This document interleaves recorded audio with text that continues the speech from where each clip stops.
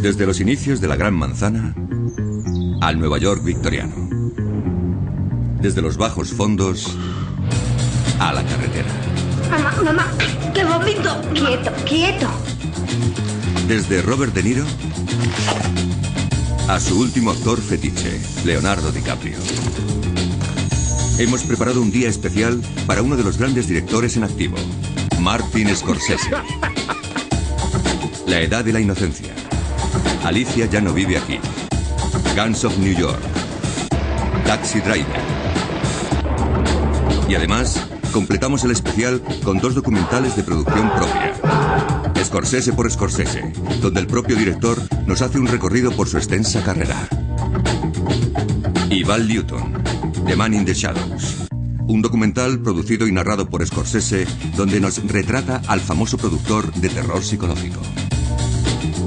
Scorsese por Scorsese, en TCM.